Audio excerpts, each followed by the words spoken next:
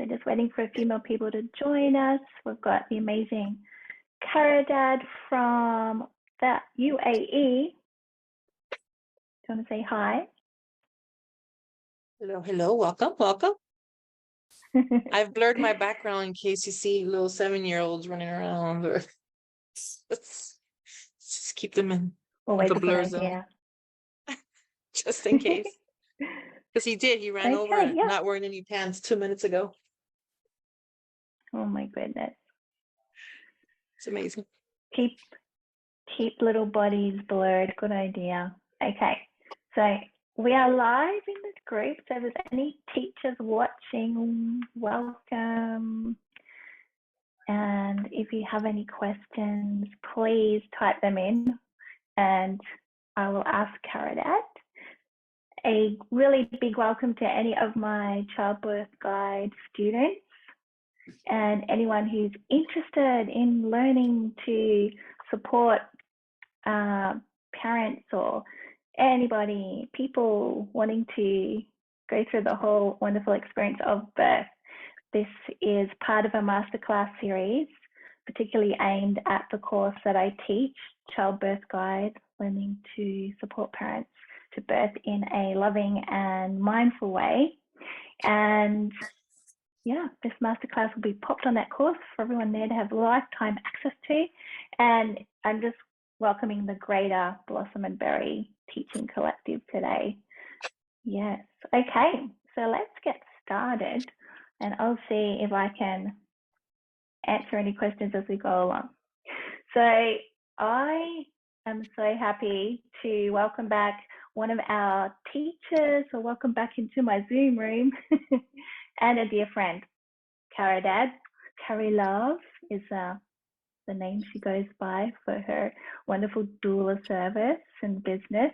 It's much more than being a doula. Mother of 6. And this is one of the beautiful things about our connection. I was at the birth as a doula, kind of lastminute.com doula, for little Laz, number 6 of Caridad.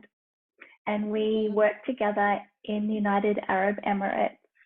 So that's how we met. How many years ago was that, Carrie? How old's Laz now? He's almost 8, so I know it's wow. been a while. I know, it's so sad. Amazing. Little babies. Yeah. So since that time, I've returned to Australia. I've launched this course, and Carrie has kept growing and growing her business. So I thought she'd be one of the best people to talk to about comfort measures for labour, because she does that practically every day, and sometimes more than once a day. I think one day I spoke to you, had 3 births going on at once. Well, back to back. Yeah. So I just can't wait to dive into your wisdom. I really can't. So first of all, I just wanted to let everyone know that you also are the author of a book that is on the course's reading list. You put it together. Have you got a copy there? I do. You see it? It's Birthing blurring. There we go. Birthing it's a with Birthing with Heart Heart. book. Yeah. Okay. It's more So like an encyclopedia, I feel. Big. You're now going to make you big. There we go. Talk and see view come up number 1 on the screen. Birthing with Heart was a collaboration with a few different, how many different people contributed to that book? I think a total of 11 of us. 11. Yeah. So the chapters in that book are all about how to support people that are birthing. And do you want to tell us a bit more about the book, why you put it together? Because people might have already purchased it or want to read it just before you launch into the comfort measures. Sure. So this book was really one of the passion projects. I knew each one of the authors individually. They were either clients or midwives that we'd worked with, or just really good friends. And I was amazed by the work that they all do individually. And then during COVID, when there was not a lot of in-person contact, I was like, hey, why don't we just put a book together, since there's not much we can do at the moment. And that's when this project was birthed, during the COVID times, when everything was shut down. And I love it because it has so many different kinds of people writing in it. You know, we have different religions. We have a Muslim and a Christian, a Catholic, you know, and they're very much attached to their beliefs, but we all collaborated together because the purpose is there for all of us. It's to create a sacred space for everybody that's birthing. And there's a chapter on baby loss, you know, that you've put together. There's a chapter on IVF. There's a chapter on plus size birthing, you know, because some of us aren't fit into this petite bodies. There's a chapter on water birth that Barbara Harper herself collaborated with us. And it's just an amazing project. Trusting yourself, loving people around you, and just coming to a space of birth in an unjudgmental, trigger-free way. I think that's the goal. Yeah. Not sure about it. So it's really nice. I like it. Yeah. I mean, Yeah. I'm biased, No, but I it's like a great it. book. Okay. And tell us about your earrings. My vag badges. So I see a couple people laughing. So yeah, so I had a client recently. We went, sorry, the call to prayer is on at the moment, so they're a little loud. I live right next to a huge mosque, if you hear it. But recently I was at a gentle birth. You know, her baby was breached and the placenta was in a way where there was no option to unbreach the baby, and she really wanted a cesarean. So we went to a hospital and we asked for a gentle cesarean. We had a couple meetings, we handpicked a team, and them having such a wonderful experience. She walked in, she was rocking to some music on the way into the theater room. It was such a great experience, and it felt like birth, and it didn't feel like a medicalized version of birth, that they went out and they bought me a set. It was earrings, a necklace, and a badge from a company called Badge. And it's just to represent that all vages are magical. They're, you know, but by vages, I guess it's vaginas. And they have little Swarovski crystal glitters at the tip. So I proudly wear my badge, you know. I love it. I love them. I love them. And I love how you always inject authenticity, fun, joy, humor into everything that you do. It doesn't always have to be serious. Yeah. So if anyone else has joined, feel free to use the chat, or if you just want to jump in and unmute yourself, we're happy for it to be an interactive conversation. Yeah. Okay. So tell me a bit more about your experience over there in the Middle East as a doula, birth queen. I call you that because you amaze me with the amount of births and the different type of people that you actually support. So just tell us a little bit about that. Yeah, that'll be great to hear. Yeah, it's pretty amazing because, you know, living here as an expat, it's a different energy. You know, we don't have our mothers, we don't have our sisters, we don't have our cousins, we don't have friends that you grew up with. Some do, but most of us don't. And that's how you and I met. We basically became sisters in a time where we needed, you know, that sister energy. And our children grew up together, and that was pretty amazing.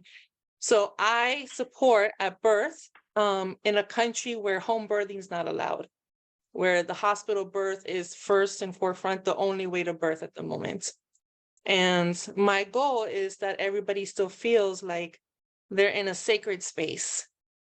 So walking into these huge hospitals and trying to make it into a sacred space full of body autonomy, respect, and just honoring the woman and her journey and her voice, and protecting her space and feeling her safe and and letting her feel protected, and using different comfort measures to help her reach a state of where it feels like she's in a nice home setting kind of experience, even though we have to follow certain protocols and certain rules.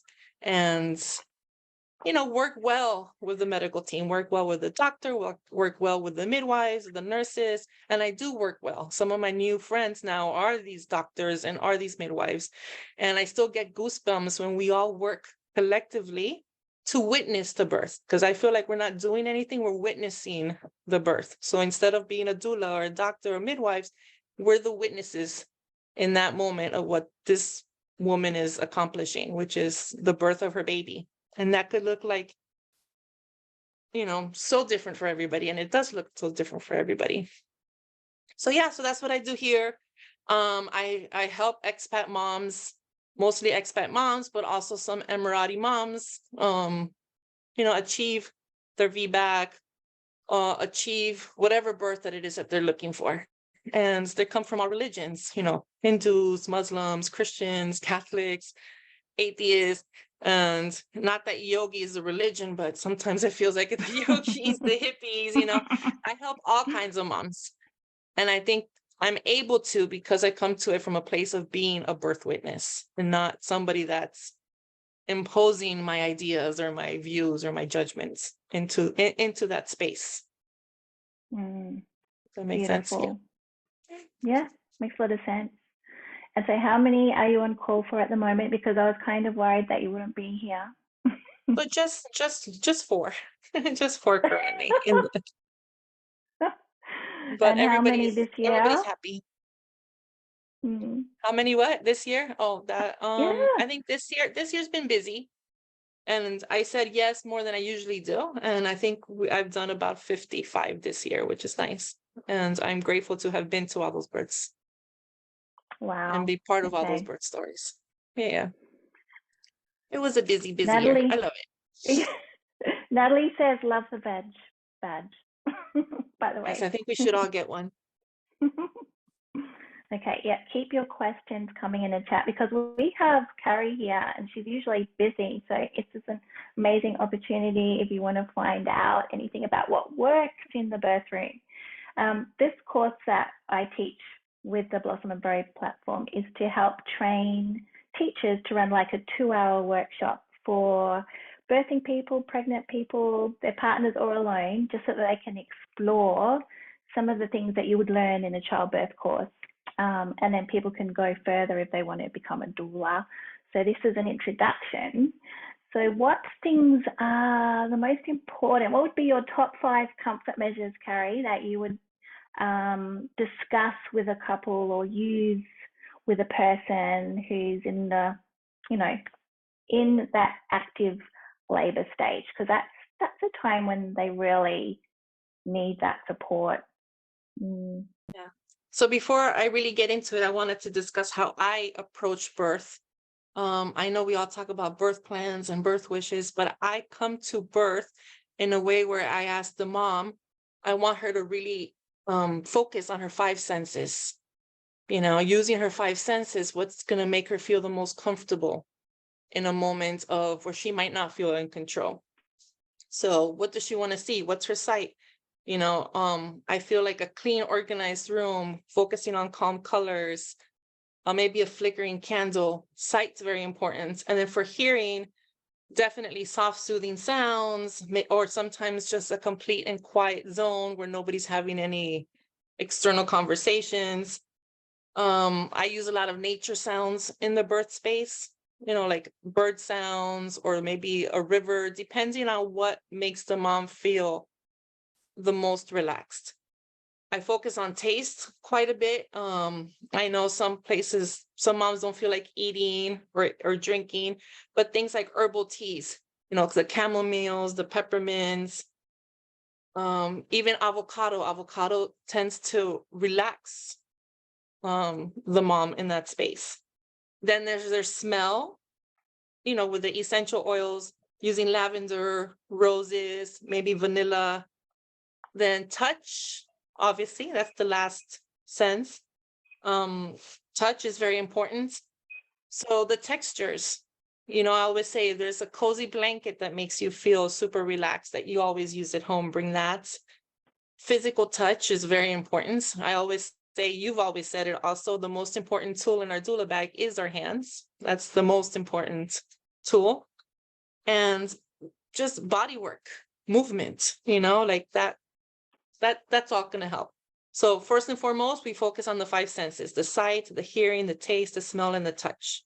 And then I use those components of what makes her feel super relaxed and what I'm going to use for her as far as comfort measures.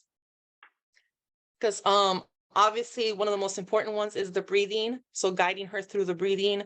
I always come to a birth, not in a coaching way where I'm like saying, okay, follow me, do this, do that, but I will do the breathing with her, which also feels a little selfish because then I also get to tap into, releasing my endorphins and staying zen, even if I'm at a birth space for 30, 40 hours, whatever it may be. So breathing, changing positions often. So every 20 to 30 minutes, making sure there's some sort of movement, hydrotherapy is such a huge one now. I've been to so many water births this year, but not just water birthing, maybe laboring in the water, or I use scrubs and bath salts in the shower. So, we just sit in the shower for a while and I'll be scrubbing her from head to toe while she's doing the breathing, smelling the lavender. And it's such a nice experience.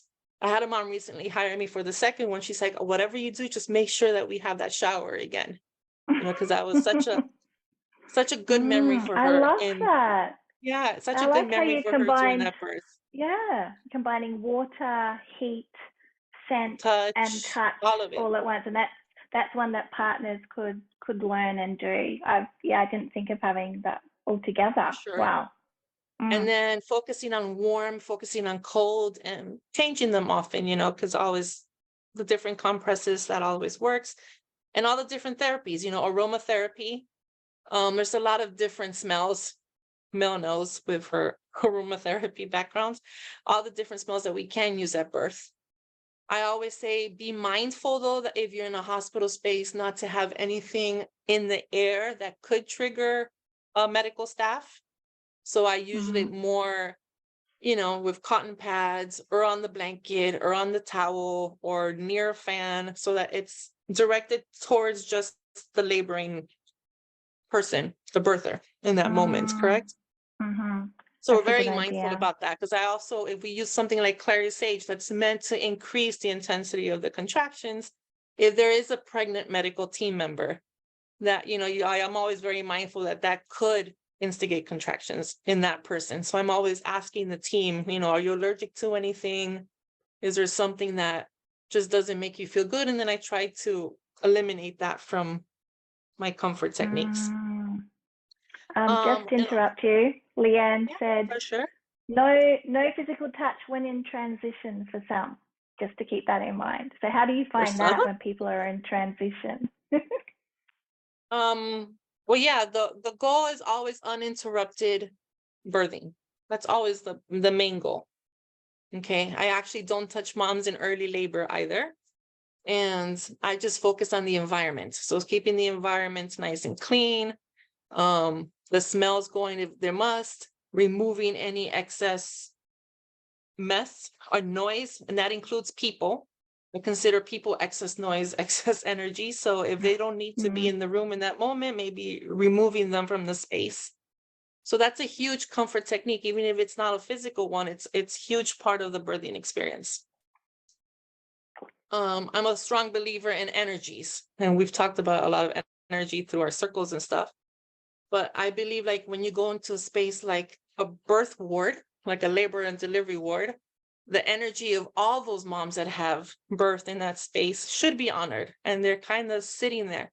So I always come into a space before the laboring mom enters, and I try to go around and maybe use some sound, some smell, and honor what has been, but try to clear a little bit of that energy for the mom that's about to enter the space. And I feel like that's huge.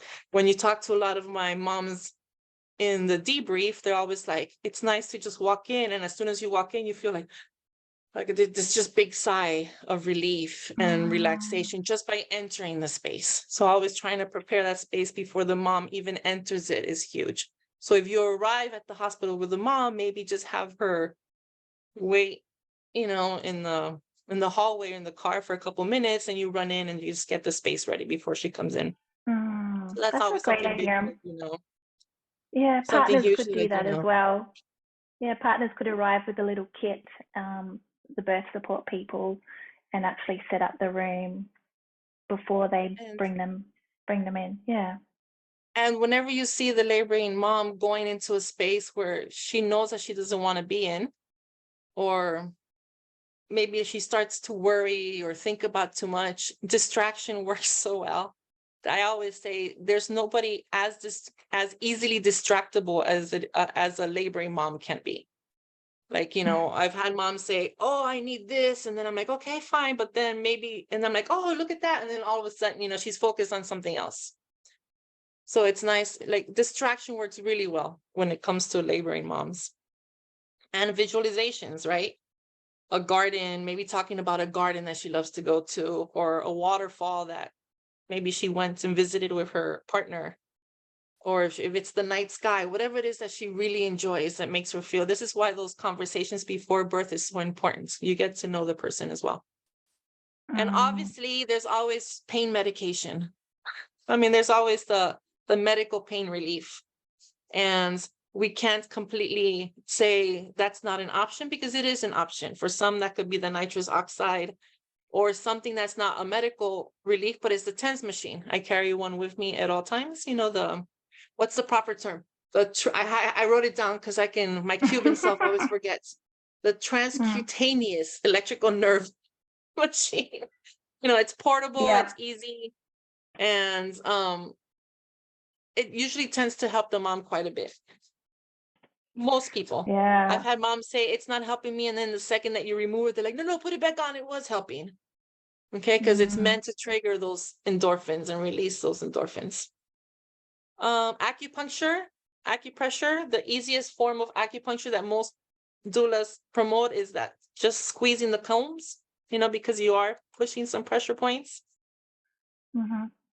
So a comb in the hand, you mean like give the birthing person a comb and they can like push down on it, press it into is there any particular place that needs to go?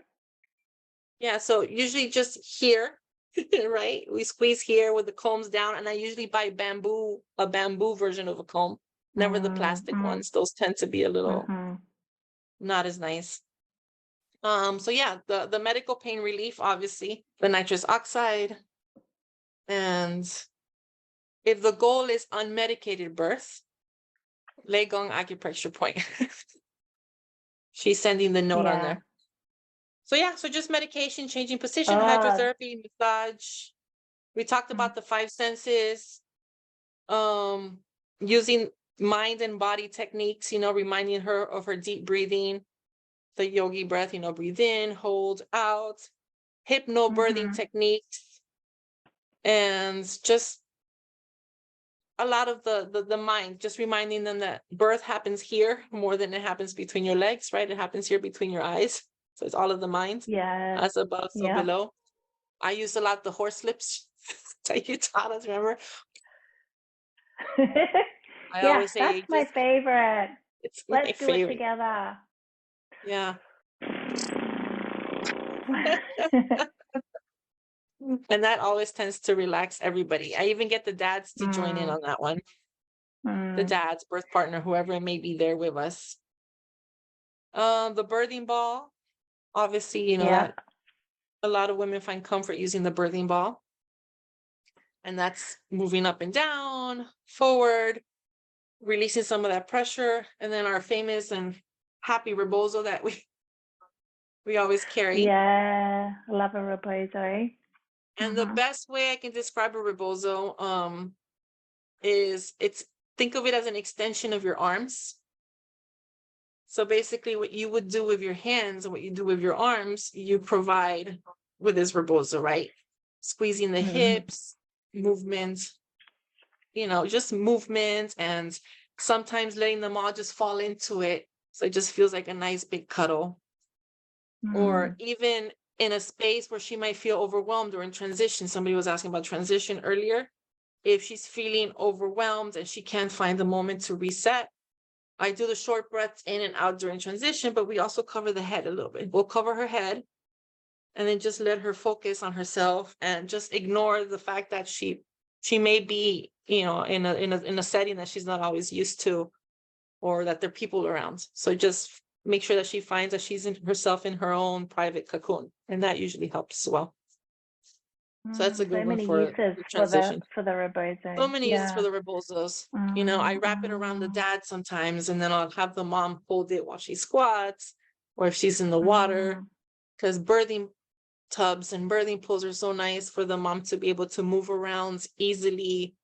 And the buoyancy usually gives so much of relief from weight and pressure, but it also relaxes the muscles. So I use the rebozo to wrap around something so that she can use it just to hold on and kind of just let her body fall in while she's in the tub. mm. Um, So you so have the that always rebozo helps. above, Yeah, something to so hold like on you can to. hang Yeah. it on, attach it to a door maybe, or Mm, just put it around the shower head, somewhere where she can just kind of just dangle and just use it to mm, kind of like release her body into it.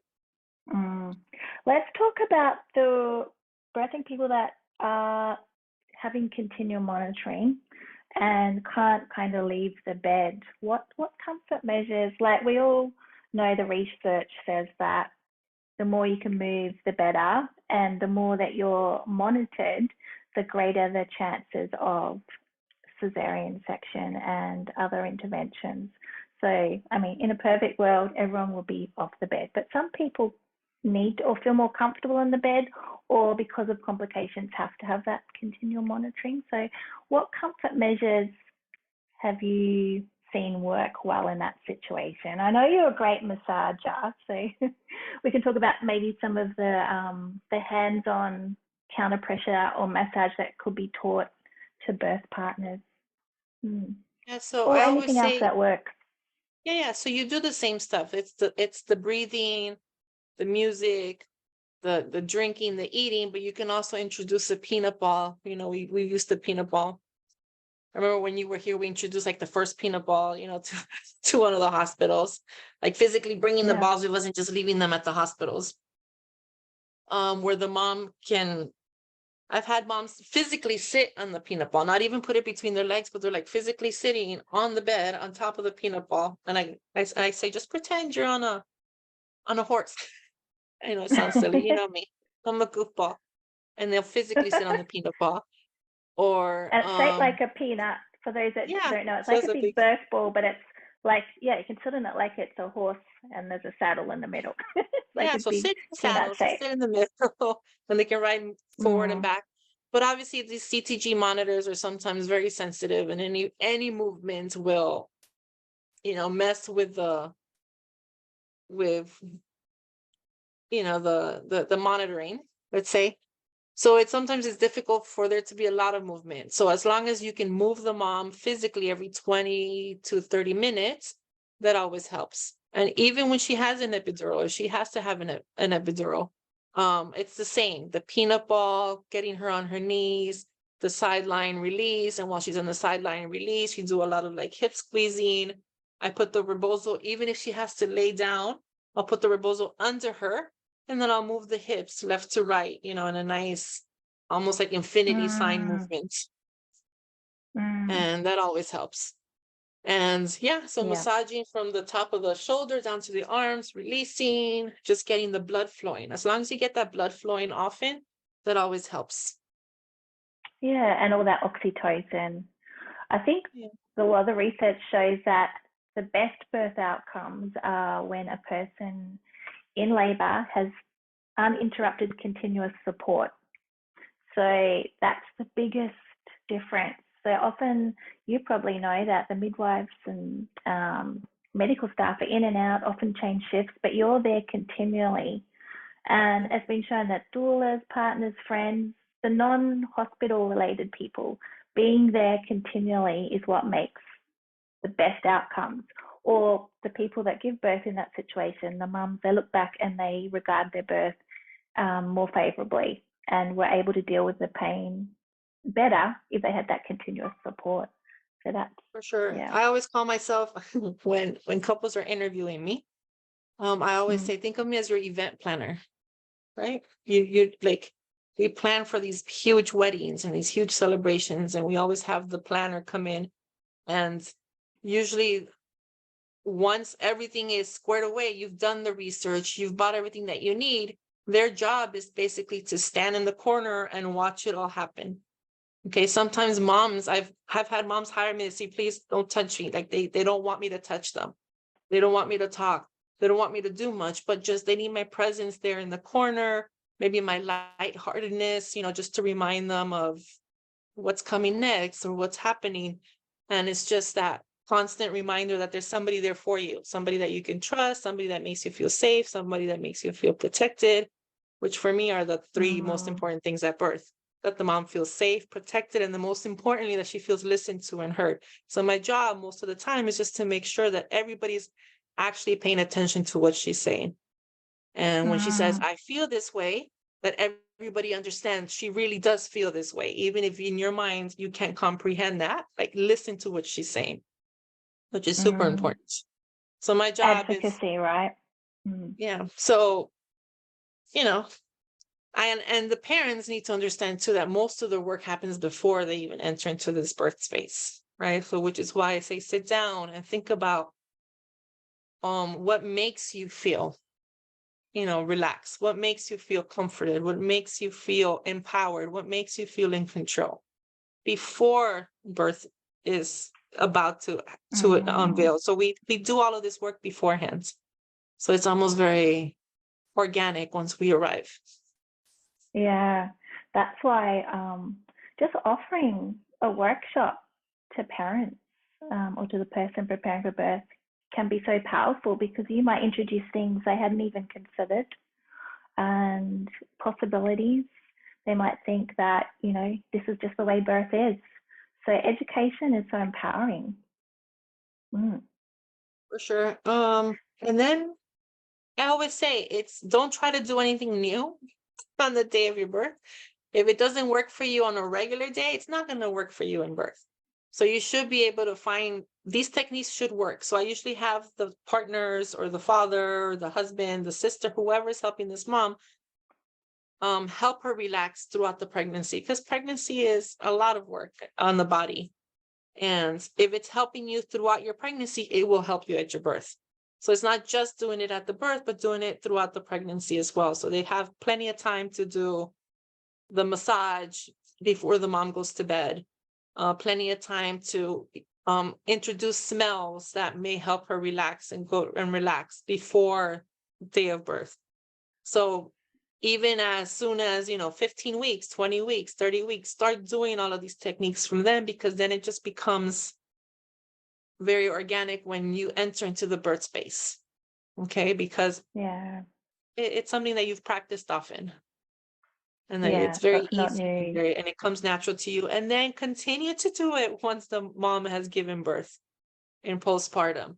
She should still feel safe. She should still feel protected. She should still feel listened to. She should still feel supported and comforted, even beyond like Gail says, 1,001 days. Even throughout those 1,001 days, she should still have these comfort measures introduced into her life often. I love that. Yeah. So bringing that focus on the whole pregnancy, birth, and the 40 days, bringing those comfort measures the whole way through, so you don't just get home and they're gone. No more aromatherapy for you. No more massages. Yeah, that's great. I'm just wondering, it's been half an hour and there's wonderful students and teachers watching and part of the Zoom. Does anyone have a question for Carrie? Don't be shy. Or you might just want to add your own reflection if you've been teaching this course or supporting birthing people, moms. So I'll give you a chance to unmute, pop in. I have a question. Hi, I'm Natalie. Hi, Natalie. I'm loving everything that you're talking about, and for me, it's quite new information because I'm in my 8th week of my first pregnancy, and I am really curious about how you create the environment. How do you manipulate the environment in a hospital setting so that it reaches those goals I love the idea of, you know, having the lighting and the, you know, all the 5 senses that you were talking about. I think that's awesome. It's just something I'm trying to wrap my head around in the hospital setting. How do you achieve that? And are there any challenges with that you sort of have experienced? I'm just curious about that. So if there's a window that you can open, instead of having the lights on, because I know there needs to be some sort of lighting at some point during birth, I try to have them focus on the windows. We open windows before we turn on lights. So all the lights are always dim. I always buy these beautiful LED candles. I have them all over my house as well. Awesome. And because you can't have flames in the hospital because, you know, the gas pipes and all those things. So LED candles make the trick. If it's glass, even better. I don't like those cheap looking plastic ones. It's something to make it feel nice and warm. So like tones like this, like the golds, and I bring these a lot. I also bring in my fake little flowers. Yeah. And I roll up to these hospitals with a rug and a carpet under my arm, and I just lay that out. So when the mom is walking on the floor, it feels cozier, you know, it feels like she's at home. And maybe a cushion that she sees on the daily that's sitting on her bed or sitting on her favorite couch, and I put that on whatever seating we have. And then I bring a few of the rebozos and I use that to I put one on the bed, lay it out so the bed looks more homemade, or I'll put one on the couch. And then I have the nature sounds in the corner, because then it kind of drowns out any of the noise that's happening out in the hallway in the next room, or those beeping sounds that you may hear at hospitals. And I'm always like, we focus on those nature sounds instead. So it almost feels like we're out in nature. Even if I put music and the mom's favorite music, the nature sounds remains on in the corner. So it's almost like you feel, you almost disconnect yourself from being in a medical zone. And something as simple as not wearing the hospital gown, right? We always say that as soon as you put that hospital gown, you feel like a patient. And then there's something happens in our brain where we behave like a patient, like something needs to be done to me, you know, I'm sick. So just by not putting on the hospital gown, that's something huge. Just wear something from home, or buy one of those pretty maternity gowns that opens in the back if you're thinking you might get the epidural. So that's one of the easiest things that you can do. So maybe bring like a small rug, the cushion, your blanket, a towel from home. That first shower after you've just given birth, you know, it feels very magical and it feels very cleansing. And then you go, and I call them crunchy towels from the hospital. And then you go and grab one of those crunchy hospital towels, and it just kind of takes away a little bit of the magic. So just bringing in little pieces that just make you feel more comfortable like that. Does that answer a little bit? Absolutely. That was a good answer. Thank you. Yeah. Which is easy. I feel like they're easy touches, but they make all the difference. I think they're huge, and it's great that they're easy. I think it's really amazing how much can be achieved in like a simple approach to things. Yeah, it's beautiful. For sure. And it's stuff that you have connections with already, that you've brought in from home. You know, it could be a picture. Or I've had moms, sometimes I say, let's work on some vision boards. Let's work on your birth vision board. But it's a board that you're going to bring with you. It could just be a small 8x10, or it could be a nice poster board of maybe pictures of your parents, or love notes from your friends, or pictures from your favorite memories with your spouse. Just something that you can look at. Maybe when the doctor's walking in, or there's a machine going off, and instead of focusing on the machine and the funky sounds, you're looking at this beautiful vision board that you've created. It's a great idea. Amazing. Thanks. And, awesome. For sure. And then obviously, you know, finding a hospital space that you like best, because there's options. Both Mel and I we did a Mani birth doula training. And one of the big things that we were taught was birth consumerism, right? You're a consumer. So you have the right to make choices. You have the right to change hospitals. If a nurse or midwife walks in that just doesn't vibe with your energy, doesn't make you feel comfortable, you have the right to say, can I get somebody else? And just to remember that you have these choices and that you are a consumer even in that moment. That's a really good point. Exactly. It's interesting because Yeah. I feel like there's sort of two sides to it, where on the one hand, there's a great power in knowing that you have options and that you can sort of like shop around, and you have the opportunity to become more aware of the options and like research and things like that and become educated. But on the other hand, you get bombarded with all of these adverts, all of this unnecessary commercial rubbish. So it's about sort of tapping into it in a way that gives you more options and power than being marketed to all the time. Yeah, for sure. And then all these lessons that you learn now in your pregnancy and that you experience at your birth, they're going to carry you forever. You always have a choice. You should always feel empowered. You should always feel like you're safe. You know, I was recently speaking at a workshop about baby loss, because it's baby loss awareness. And for me, being comfortable means not wearing my shoes. I was in front of all these fancy doctors and I removed my shoes and I'm walking around barefoot. I have to be me and bring my comfort into whatever I'm doing. And that hopefully this is a forever thing for you, whatever you bring. So I'll bring, Mel knows, I've gone to coffee shops to work on books or whatever it is, and I bring my candles, we'll bring our crystals, we'll bring our flowers, and She we sit them does. at the table with us. And it's She about takes creating over. those spaces that we need in every moment. We do bring stuff Yeah, around with yeah. us.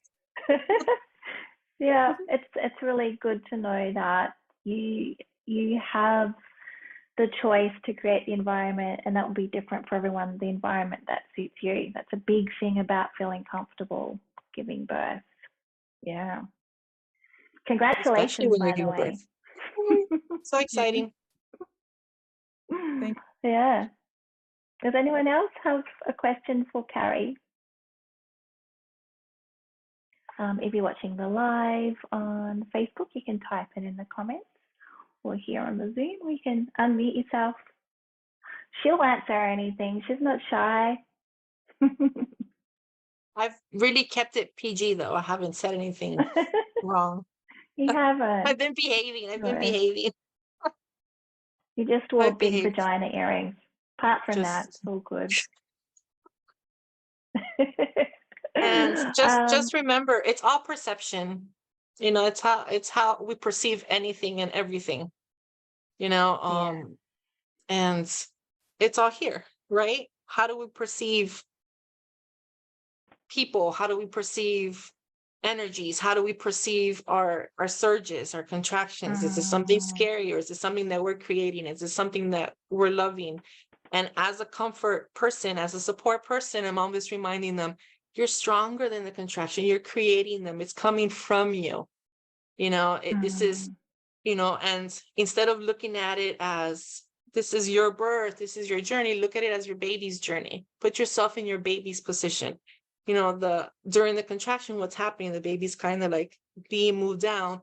So just put yourself in what's the baby going through. And if there's anything that women can do really well, is put others before them. So in this moment, I'm going to do what's right for my child. And then very much like disconnect from the pain and then just perceive it as something beautiful that's happening in that moment. And I've done it 6 times and it was never painful. It was this gorgeous experience that I had to go through for my child to get to me. And I would feel super excited every time I felt the contraction come.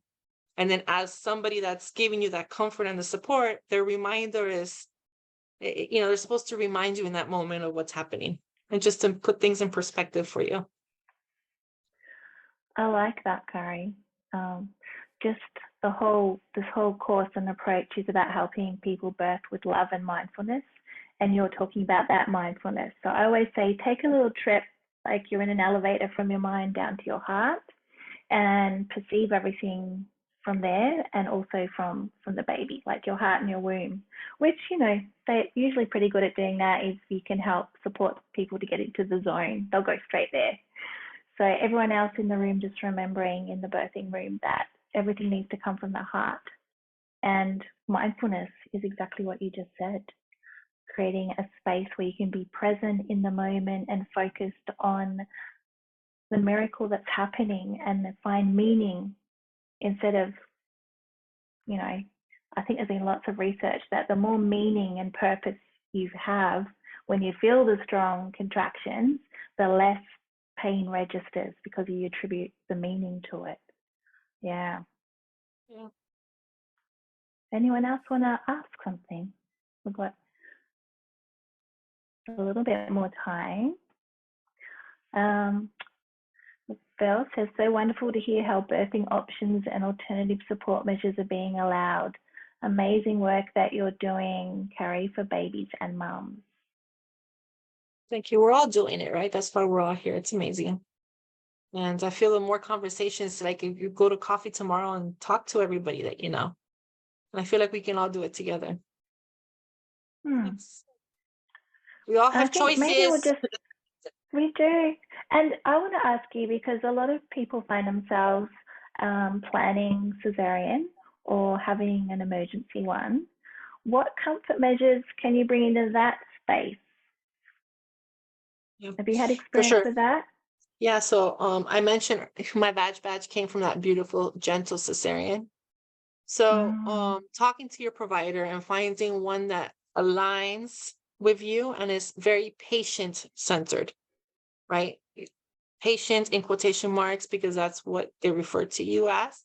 So it's very mother-centered. Okay, what does that mean? Just from the way that you go to the operating theater, right? Are you being pushed on a wheelchair or you're allowed to walk? You know, there's nothing wrong with you in that moment. You know, just walking to the operating theater. Another thing we do is listening to the music while you're walking to the operating theater. Okay, while you're there, the lights are dim. And the only light that's necessary is the one where the doctor needs to see your belly, right? All the other lights are turned off. The machine volumes are all turned down. So there's no beeping all the time. Hospitals have the option to buy clear screens. So you're not seeing the whole process, but you do see once the baby is being birthed. So as the doctor is moving the baby from your body, it's in a gentle, slower way so that it mimics the vaginal birth. And you can see how the baby, you know, just comes out gently, and then you get to see it. I still get goosebumps thinking of all these gentle cesareans that you get to witness. Bringing that baby, instead of going directly to maybe the NICU staff, just having the baby come directly to the mom's chest and still doing the delayed cord clamping. Okay, so it goes directly onto the mom's chest. Wait a minute or two before they clamp the cord. Dad is there with the mom at all times. Pictures are allowed. Maybe there's music being played. The mom is still smelling aromatherapy while the procedure is being done. So like we use a little small cotton pads so that she can use those as well. I'm reminding her to breathe, because even though she's not feeling the process, it's still very important for that blood flow and that oxygen, and for her heart rate to be nice and calm. And it's good for her, and it's good for her child as well. So just bringing all those same elements that you would in a regular, in quotation mark, natural birth space into that gentle cesarean as well. And that's why we call it gentle. It's mom-centered, it's baby-centered, and it's very nice and calm. The last one I went to, the anesthesiologist that was there started crying, and I was like, oh, well, why are you crying? She's like, I've seen hundreds of these, and this is giving me goosebumps. Like, this is what they should all look like. The mom was smiling, the dad was laughing, we were telling jokes, we were taking pictures, the baby was on the mom's chest, it felt like a sacred birth space, which is what they should all feel like. So for sure, you can bring in those elements as well. And then obviously, if it's because, you know, there's an emergency with the baby or there's an emergency with the mom, you may have to sacrifice certain things like delayed cord clamping. We need to get the baby quicker to the thing, but mom can still very much be an active participant, which I think is the key, for the mom to be an active participant, even when it's a surgical birth.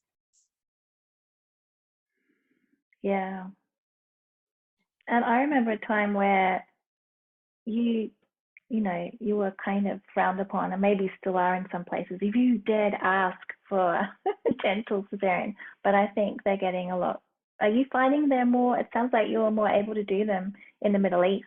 And that was So usually a harder place to have them. it's about finding a doctor and the provider and the OBGYN that is 100% aligned with you. And I've had moms have to go through 6 doctors before they finalize on the one that they actually decide to birth with. Okay. And that's okay. That's okay. And that's why someone like me comes in handy also, because then you get to ask, which doctors have you seen this work well with? So I always ask the mom, because I get these phone calls all the time. Which doctor should I go to? Which doctor should I go to? I'm like,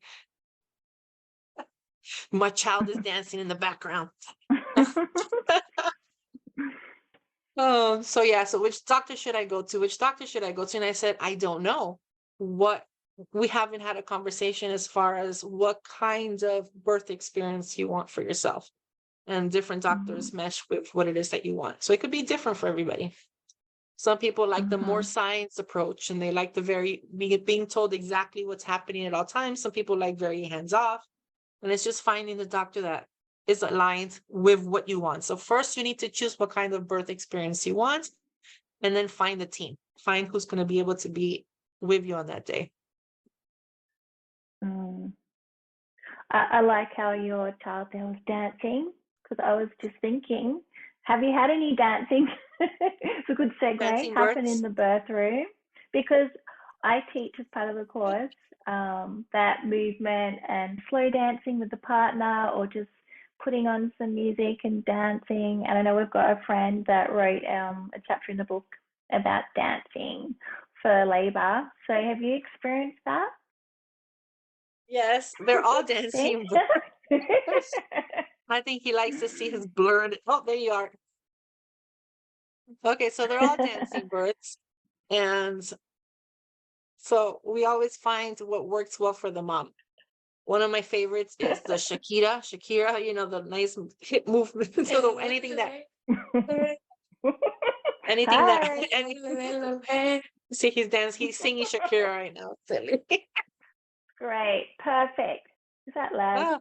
So yeah, so anything that does that the hip movement, but also before that transition, when the mom kind of just falls into her partner, and anything that's just nice and slow for for movement. I call them resets, the reset button. There's going to be many times I do a lot of body scans on the mom, and you can feel where there's tension and when the tension starts to build up. So we focus on those areas, but then you can tell when she needs to have a reset. Okay, so anytime there's a reset, and then we'll do that. So like if it's been very quiet, I'm like, okay, you want to go for a shower? And the next reset can be, let's go for a quick dance, or reset could be just we'll walk around the ward, or maybe there's a coffee shop that we can walk to together. And because she's not wearing the hospital gown, it works out just fine. So we call them reset buttons, and dancing is a huge one. Yeah, I like that. Reset buttons. Just changing the energy. Yeah, and I always say that can be a big difference. And when we hit the reset button, I always remind the mom to focus on releasing what has been. Forget about how many hours or what happened last week or what happened yesterday, what happened today. Release that. We're hitting the reset button. We're starting from now. What's happening right now? How are you feeling in this moment? What's helping you right now? And let's not think about what's coming, because when moms make a lot of these decisions, it's from a place of fear of what they think is about to come, it's never about what's happening right now. So I always make sure that we stay mindful and present in the now. What are you feeling right now? Is this working for you right now? Then that's amazing. Let's not think about what's going to work in the future. Let's think about what's working right now. And that's really a huge shift. Yeah. Wow. We could just listen to you for all ages. day. We can do this forever. We'll have to do a part 2. Yeah. So there's just 5 minutes left. I'm going to put a link to this for anyone that's interested. And I'm sure if you drop a question or message Carrie, she'll answer you. Or I will. And if you want to know any more about the course, Childbirth Guide, and birthing with love and mindfulness, and how to teach this workshop to parents So we have so many baby massage and yoga teachers watching.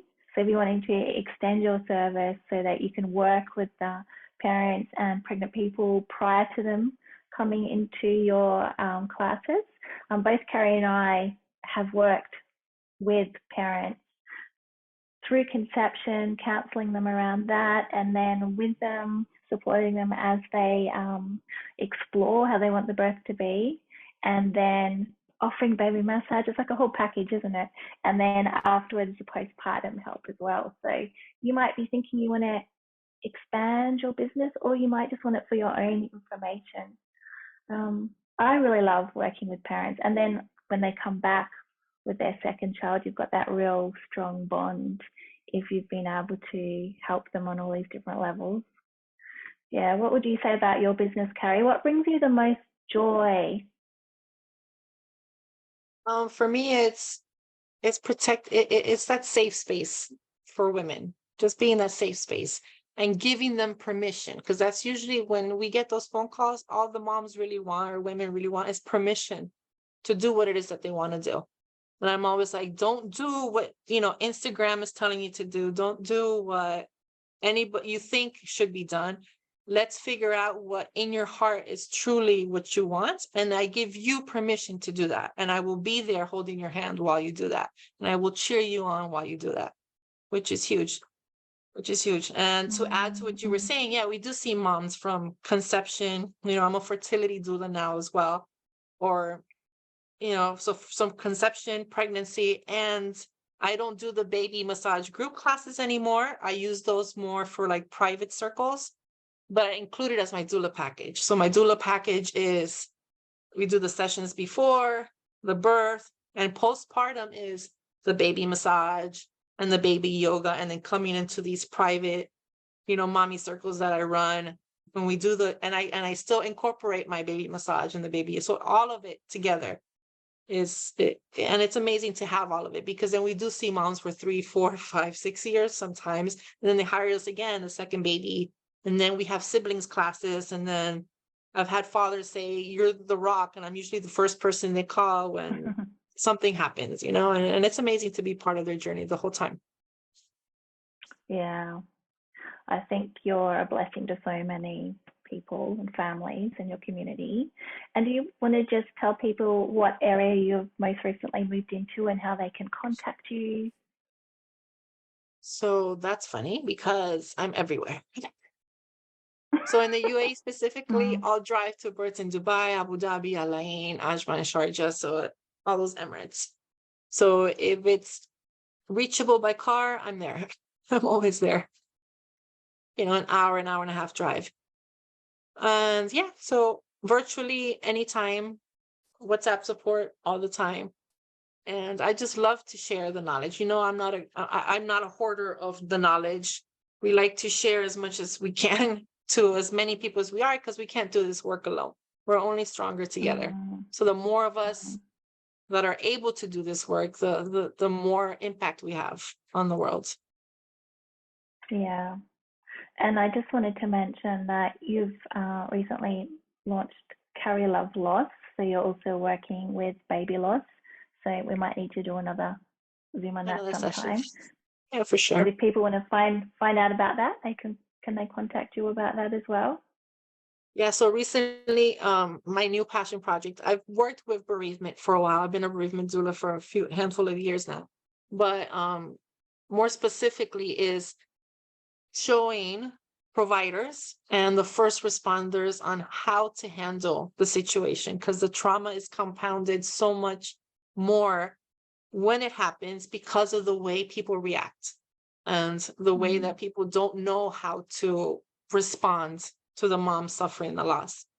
And my goal is that everybody understands, these aren't the things you say, these aren't the things you do. This is a better approach. This is how we hold space for grieving parents, because it's not just the mom, it's both of them, right?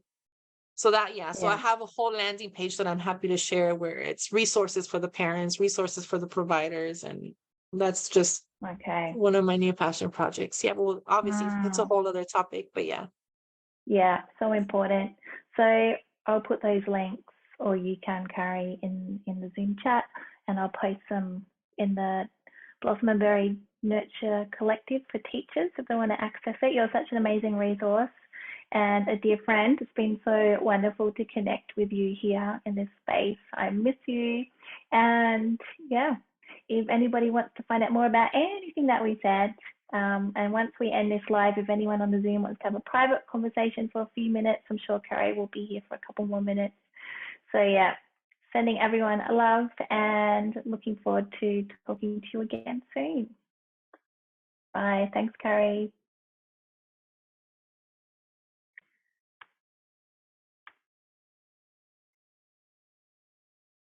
Okay, so I've just stopped the live stream. If anybody here wants to have a quick word and was a bit shy because it was live, I'm going to stop the recording and we'll just hang around for a couple more minutes.